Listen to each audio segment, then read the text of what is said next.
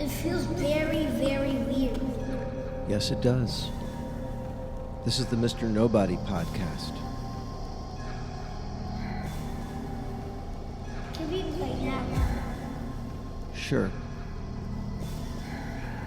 This is episode 27. Halfway through season 2.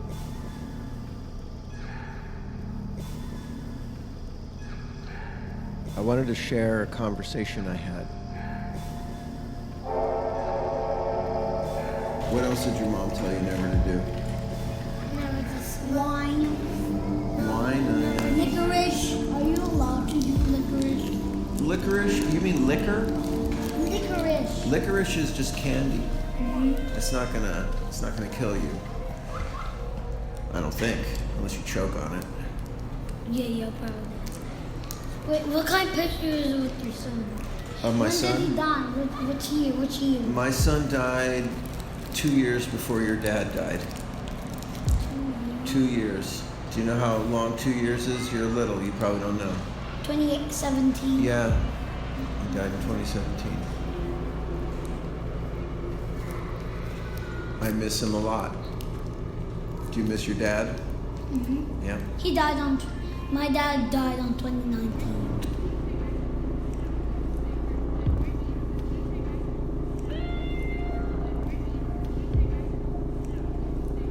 I was with him a lot when he was sick.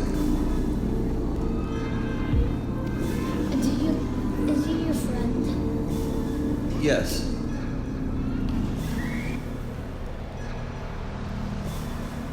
Can I feel your beard? Yeah. You know, touch me right here. I have dog jaw. Just touch this right here. It's dog jaw. Woof! Ah, gotcha.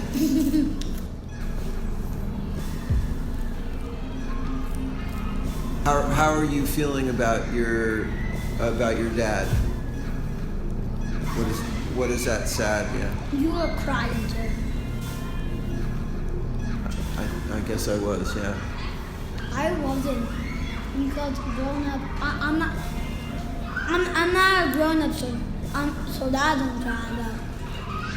I was very intense being in the hospital.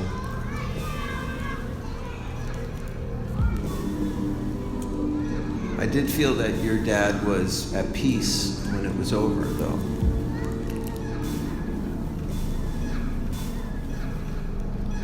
It feels very, very weird.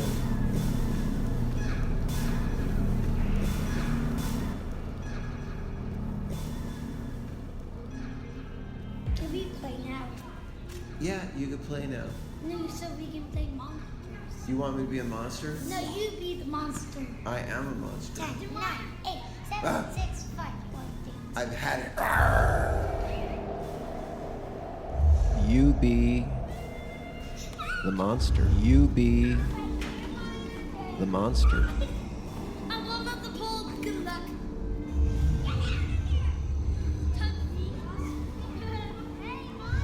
Just a small conversation with a couple of kids. A couple of kids I'm honored to know. Kids are the future us, the future people. What I mean by that is, like, you know how we think of ourselves as the only ones that ever existed. Or at least I think of myself that way. I'm a fractal of everyone who's ever existed. And the people that I know or meet are all fractals.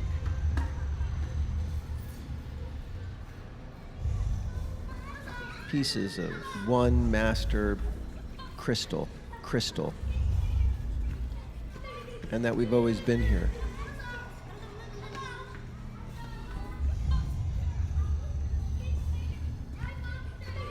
I'm sure I'm totally wrong, but I just feel that way.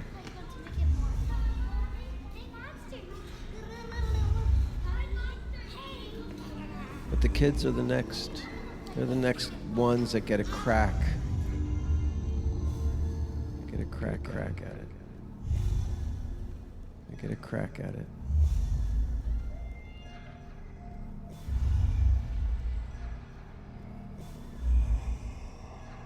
They like being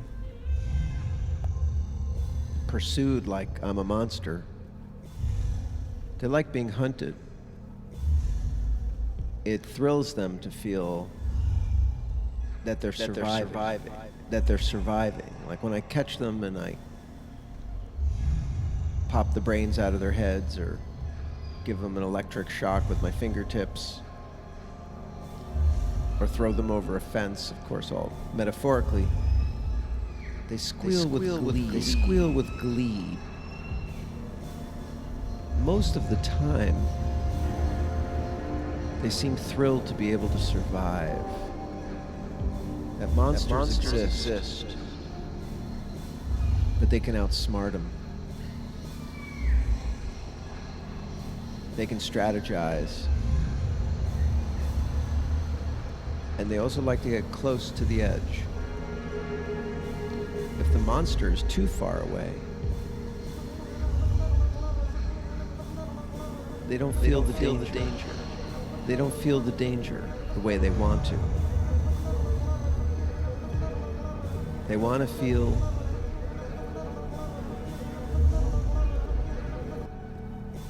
the danger is imminent.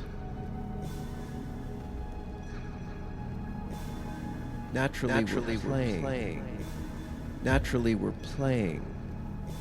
Playing as a type of mock reality.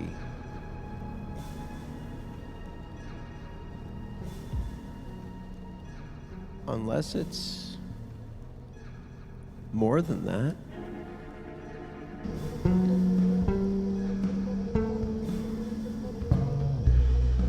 Is it possible that play is the real reason we're supposed to be here? Because you can survive play. You can learn from it deep in yourself. Create entire industries around it.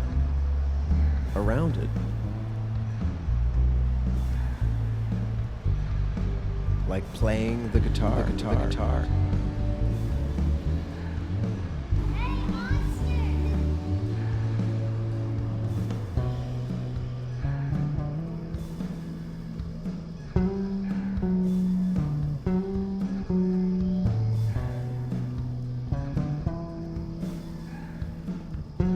These days when I work in my jiu-jitsu environment,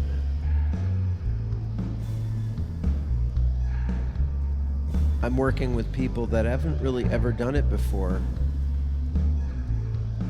And I'm not an expert. I have a blue belt. But I've been at it for a few years, and it's given me this chance to get better. To get better. I always tell my training partner, this isn't a real fight. We're just playing. And let the monster chase us. It's a way to safely get closer to the monster, a little closer. And the danger has to be imminent. It needs to feel real. But it still has to be play.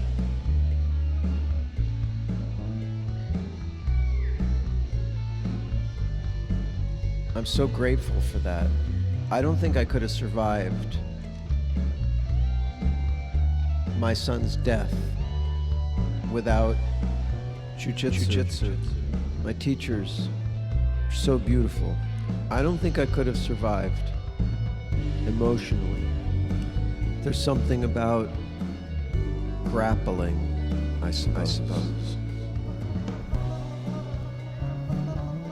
My teacher is still out there somewhere, but I've had to find a new home base.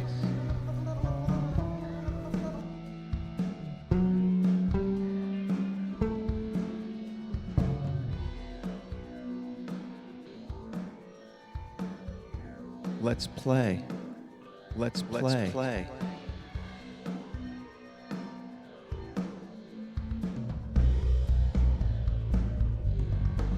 And get better. Help each other get better.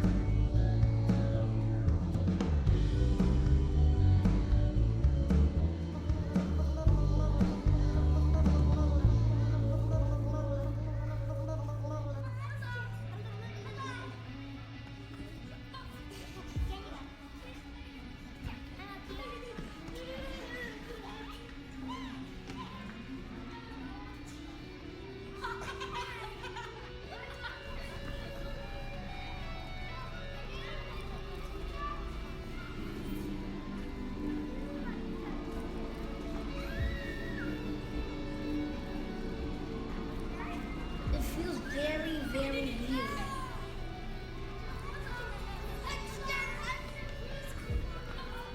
Can we play now?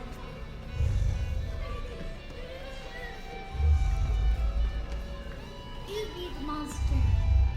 10, 9, 8, 7, 6, 5.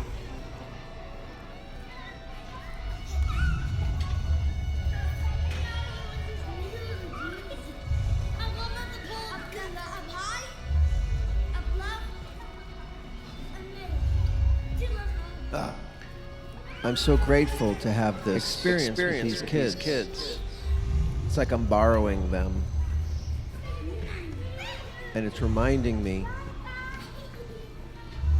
of the beautiful time I had with my daughter and my son and my son.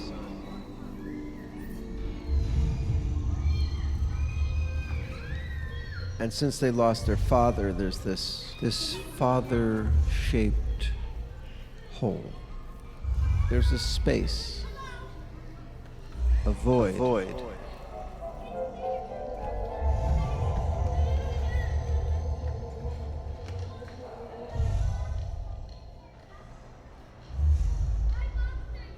I didn't think I could step into it at first.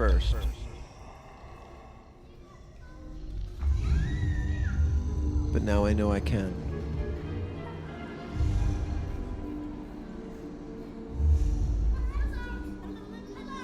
It feels very, very weird. It's weird to love children again.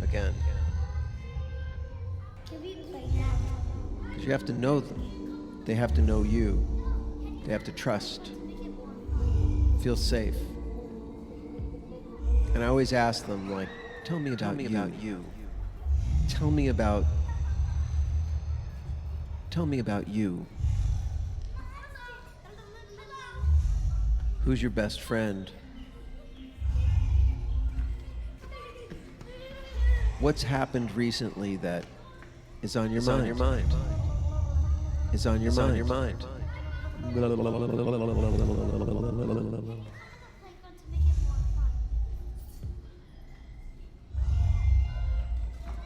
And they blab intensely, but for short periods of time. They'll tell me about some conflict in school or some dog, something they saw, tasted. They like food.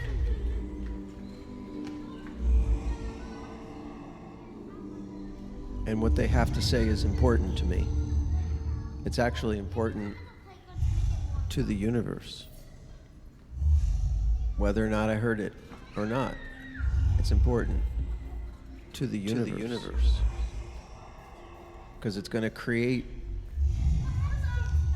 an aggregate personality, a fractal, just like I am and you are, a piece. We aggregated through our positive and negative experiences.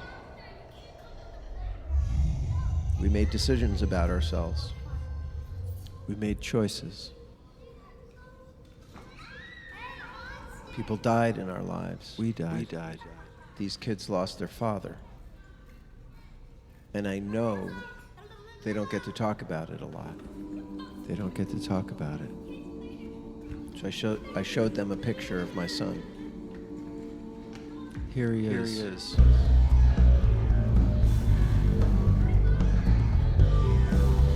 How did he die? He died from using drugs. He died from using drugs. I had to tell them. Because they asked. And it's the truth.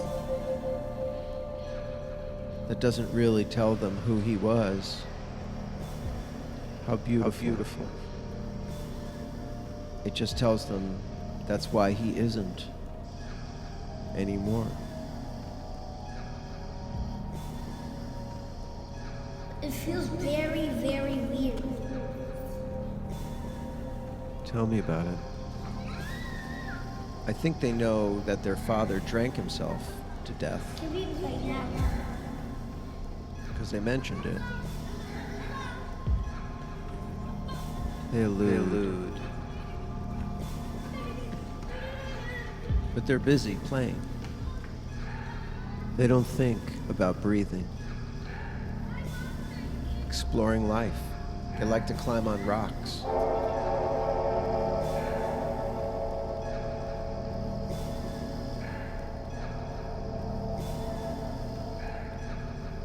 We went to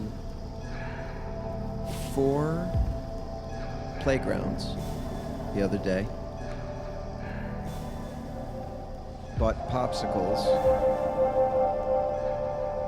Riding on my back. Finally got on the swings. These kids kicked some adults off the swings. That was fun. Can we play now? But then this other thing happened. Something frightening.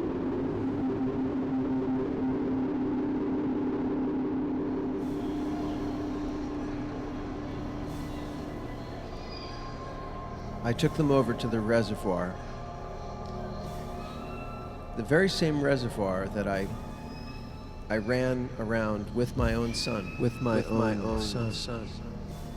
I can still see his face right now, looking at me. We were trying to get Charlie Christian to play on my iPhone so that we could both hear it.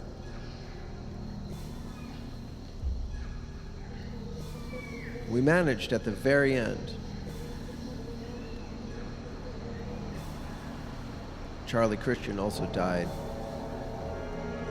Same age as my son. What an amazing impact he had.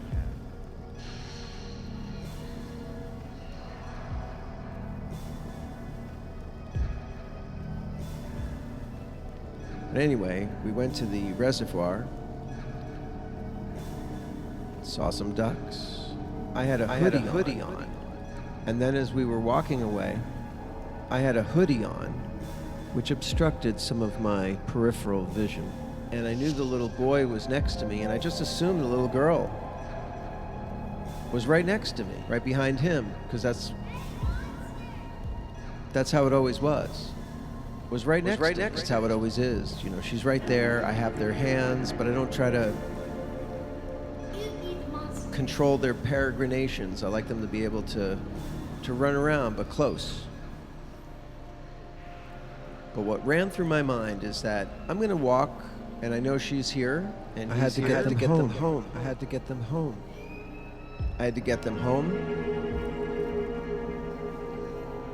And I crossed the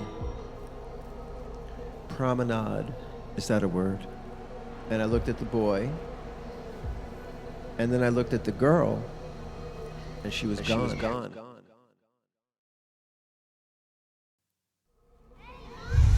She just was not there. And I felt the fear of the monster, terror, overtake me, awaken me from a delirium, because I had the boy, but not his twin sister. Give me your hand. He could smell my fear. We quickly retraced our steps back to the reservoir, frantically looking left, right, out, down. Anywhere there was space, we looked. I had to make a decision to shout out her name in public. And that's what I did.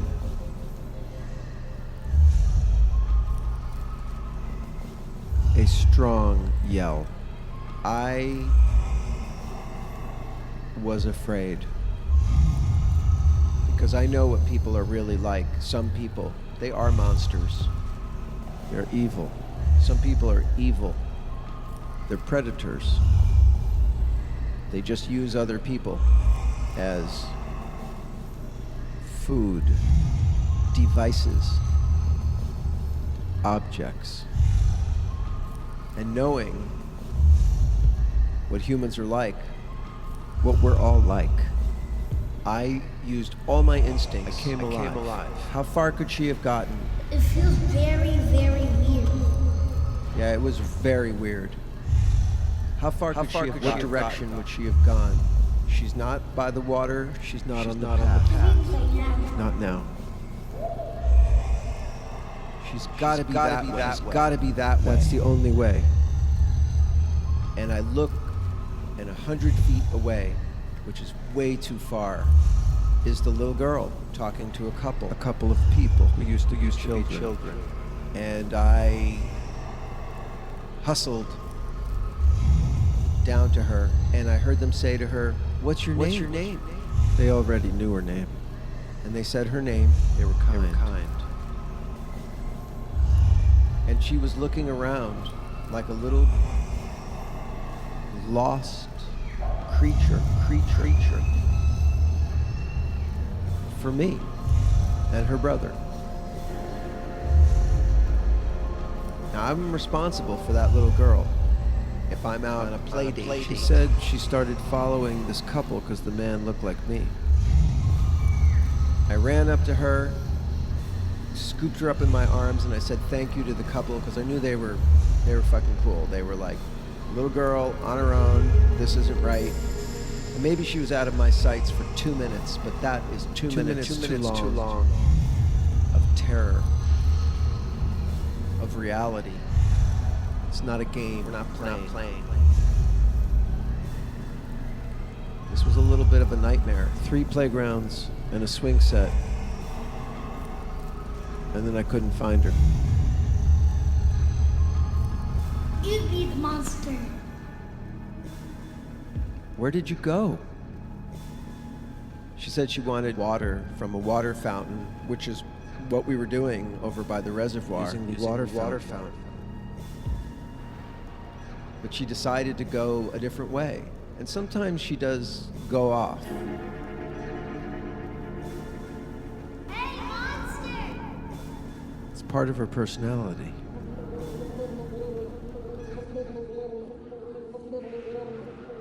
But I was wrong to assume that she was right next to me. She either is or isn't. And all it takes is one moment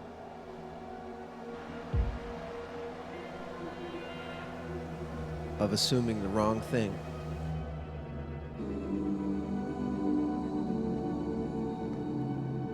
And the predator finds an opportunity.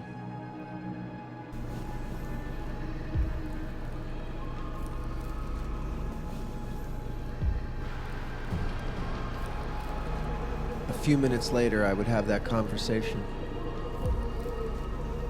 When we got to the 4th and final playground of our afternoon.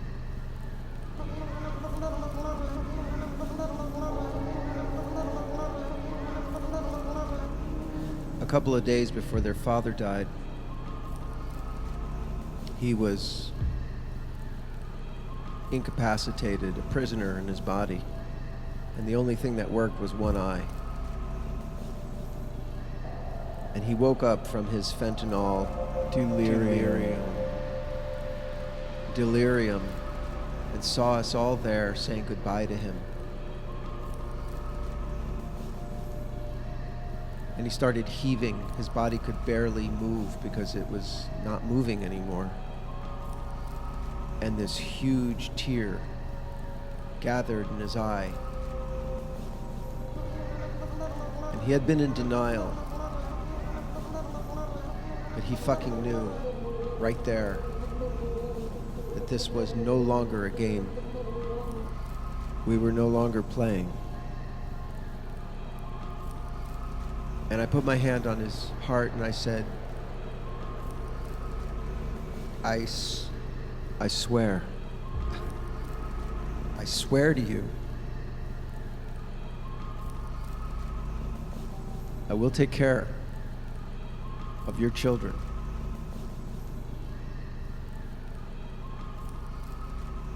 I looked into him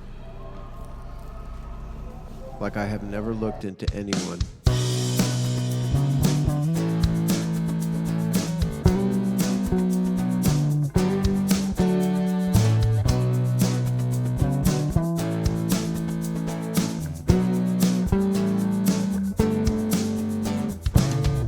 There are strangers on the beach.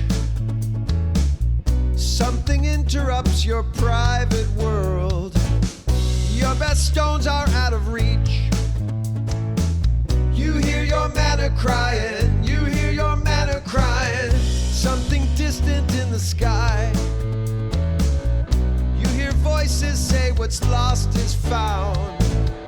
You hear your baby start to cry. You hear your mana crying, you hear your mana crying.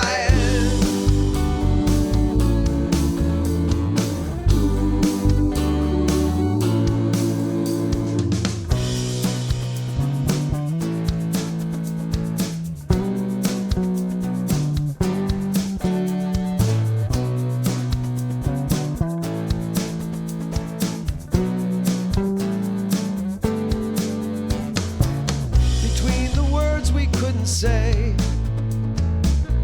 the shadows moving in were soft and round, and when it carried us away, we heard our mana crying, we heard our mana crying. You say you love me every day. You say you've watched me since the dawn of time, when all the curtains melt away. You hear your mana crying, you hear your mana crying.